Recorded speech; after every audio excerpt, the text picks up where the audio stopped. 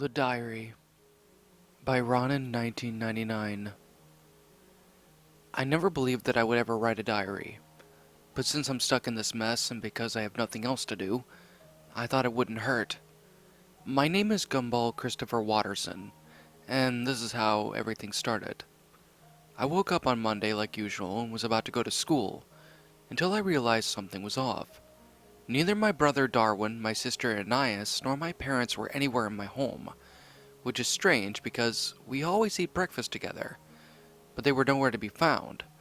I just thought that they had all left earlier in the morning, and therefore I went on with my usual routine. I ate some cereal and waited outside from the house for my bus. It felt like forever, but the bus didn't come. Believing that I had missed the bus, I started to run my way to school. The last thing I wanted at the moment was to receive detention for coming late. But that's where it got super weird. On my way to junior high, I realized that I hadn't seen anybody. No one was on the sidewalks, no cars driving on the streets. There were cars parked on the side of the street, but nobody occupying them. Also, the traffic lights didn't function. It was like a ghost town. School is no different. Not a single person in sight. I thought that maybe there was some holiday and that's why I saw no one, or that a nuclear war broke out and everyone was hiding in shelters, but it couldn't be the case. Wherever I was, I found nobody. No people, no air raid sirens, or any signs of anyone having to leave quickly. Needless to say, I was completely confused. Even to this moment, I still am. I went home and stayed there for the rest of the day and hoped that everything would be back to normal. I fell asleep pretty early. Don't know when, somewhere around 8 p.m., because I was too exhausted of the day. The next day was the same as the first one. No one was to find me in Elmore. I checked the police station, but no success. Empty as every other building. Calling someone from my phone had the same result. All telephones were not working or had no signal. Same thing with the internet. Later I discovered that there was no electricity in the entire town, so no internet, television, or lights. Great. Fortunately, the batteries are still working, so I can use a flashlight if I need them. This afternoon I saw my notebook and thought that I could at least write down all this, which obviously, as you can see, I did. Tomorrow I'll try and find out some more, but for now I'm going to try and get some sleep. Day 2. Today was the same as the previous two, alone in Elmore. I've been looking around in my neighborhood. Most doors were locked, but I just opened them with a crowbar. I found it in my basement. Apart from its missing dwellers, none of them showed anything unusual. The only thing I found was some food and something to drink. I have yet to find an explanation for any of this. Where is Anais if you need her? Day 5. Another day, another search. This time I tried to find something useful. At the police station I hoped to get my hands on some of the equipment. Apart from a hunting knife and a police club, there was nothing I could really make use of. Unfortunately, all the guns were in the locked vault. Lucky me. Day 8. Last night I could have sworn that I had heard a scream. I woke up at like 3:48 a.m. after I was awakened by a scream. The nights were unlike anything I had ever seen. With the street lanterns off, it was dark enough, but not even the stars and the moon could be seen in the sky. Everything was just clear darkness. My flashlight gave me enough light to see the sidewalk on the other side of the house, but I found nobody. At this point, I don't know if I even wanted to see anyone. I just hoped it was all a dream. Day 9. I've been stuck here since over a week now. I thought I could at least have some fun to keep myself sane. I went to a go-kart track and borrowed one of the carts. It was quite cool to speed throughout the streets. Who would stop me anyway? My rampage took me through my school, the neighborhood, and lastly the mall. And it was there where my fun ended at once. As I was smashing through the doors and the corridors, I just got a glimpse of someone disappearing behind the corner. I went after it, but only the store corridor lead was empty of people.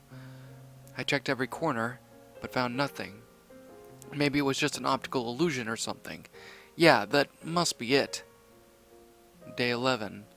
This is creeping me out. I didn't see anyone during the day, but but I could swear that I could barely hear footsteps at night, outside my home. But when I check, there's nobody. Am I losing it? Day 17. What is going on here?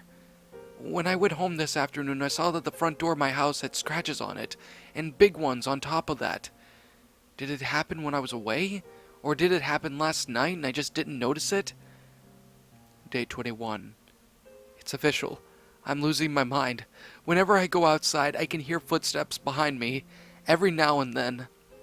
But no matter how often I turn around, there's nobody. I'm all alone. Alone. Alone. Right? Day 29. During the night, I wake up by a terrified scream outside my home. Every time it happens, it keeps me up all night. It's useless how hard I try and fall back asleep. I just sit there in my bed with fear and wait until the sun rises again. At least I'm safe during the day. At least, I hope so. Day 38. It keeps getting worse. The footsteps are louder and more of them, and I can even hear the screams during the day. When it happens, it runs away as fast as I can, but I don't think that's enough. There's no place for me to be safe. I know that. Why me, though? Just why? I woke up after I heard that horrible scream again. But this one didn't come from the outside, it came from downstairs. But I'm scared. Day unknown. It's been a week since, and things are inside my house. I'm all alone. Some of the food that I collect every day starts to disappear every night. I have no family or friends to help me. No, that's not true. You're still my friend, right, dear diary? You would never let me down, right? Day unknown. You stupid diary. I thought I could trust you. You're nothing but a piece of garbage. Day unknown. No escape. Day unknown. I'm in hell. That has to be it. I have to be in hell. It has to have been months since all this began. I don't know what I've done to deserve this. I have no food, no water. The hunger and thirst is unbearable, but it just doesn't finish me off. I tried to end it. I went to the kitchen and grabbed the biggest knife I could find. I no longer fear death at that moment. All I wanted is death, to end this horrible nightmare. I hesitated for a second until I did it. The pain was unbelievable. When I stabbed myself through my chest, right in the heart, blood flowed down my sweater. I screamed, but I didn't die. I did it over and over and over again, but I'm still here, just like the pain. Oh God, I can hear the scream again. It's right outside my room. I can hear its slow and heavy breathing. It's opening the door.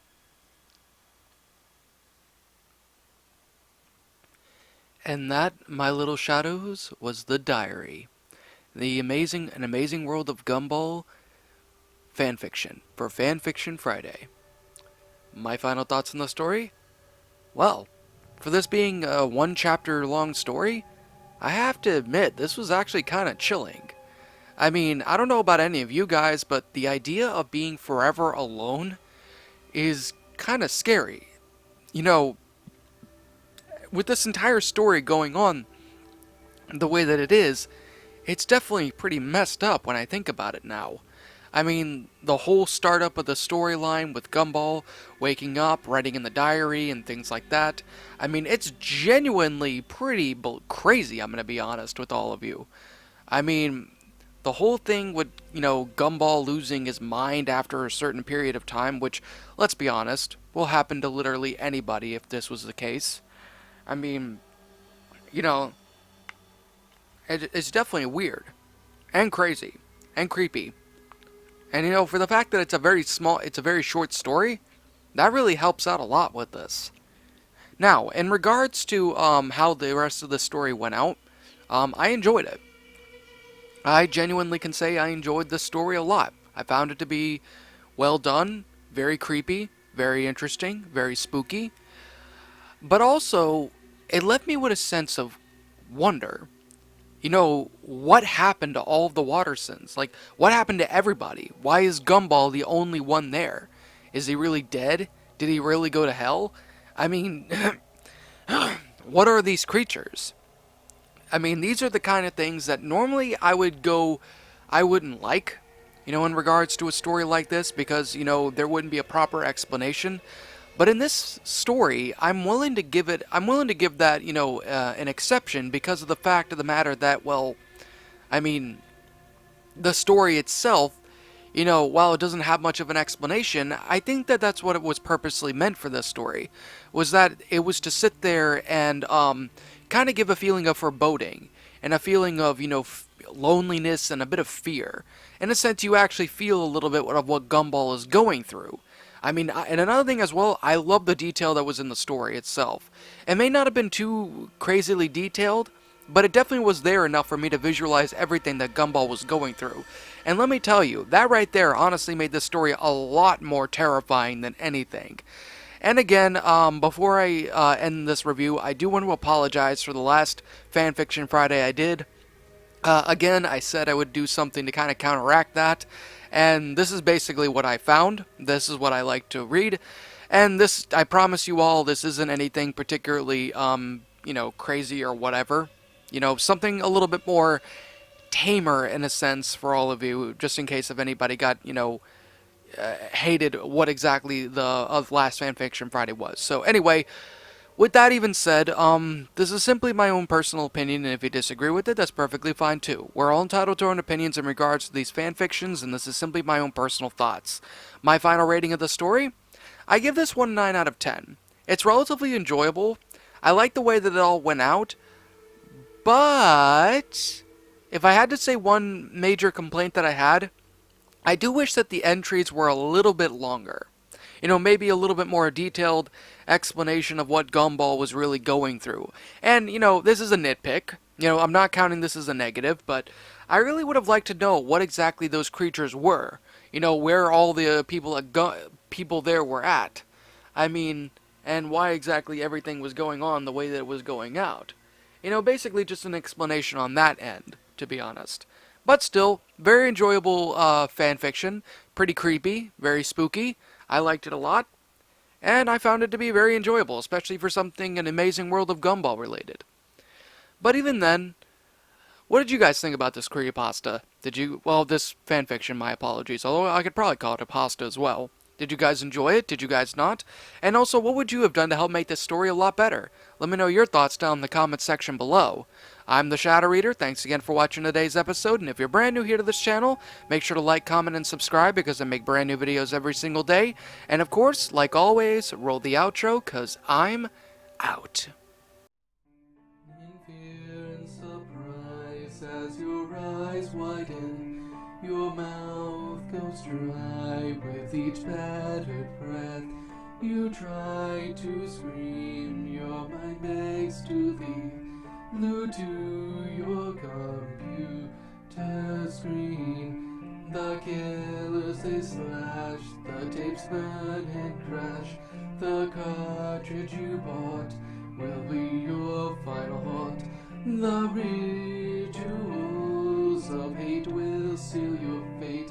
The tears you shed will be from the fear-gripping horde-driven nightmarish gore-filled, terrorizing, hateful, burning, violent, rage-inducing, knife-slashing, blood-splattering, silent screams. Only time will tell if you will escape this online hell. Your horror-filled obsessions will come with its own regressions. Your pathetic screams will not be heeded in any way, because your nightmares will come at any day.